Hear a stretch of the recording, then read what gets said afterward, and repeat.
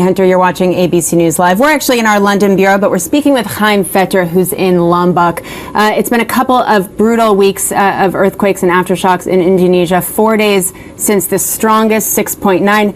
Chaim, tell me where you are right now. I'm currently here on the Pedulak Foundation boarding school compound near Mataram, so the center of Lombok.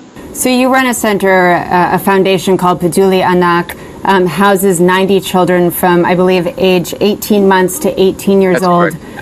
Tell me about the moment that the quake hit last Sunday. It was absolutely horrifying. The children were at that moment in the praying room, and that probably have saved their lives because all the buildings, especially the girls' shelter home, is completely collapsed. So this is the girls' shelter. This is where the girls, which you just saw in the tent, slept before. And there's the roof of the shelter. All the walls are cracked, and you can just push them down. It's super dangerous. The ceiling came down, the roof came down. It's devastating. We are so sad and devastated. We don't know what to do anymore. We're living now outside. We don't have the money. What kind of aid are you getting? We're reading that government aid and NGO aid is just starting to reach some of the remote villages last night and today. What are you getting? Today was the first day the government came, the social agency came today, and they will provide some psychology, some help, support with the traumatized children, because the ground is still shaking all the time.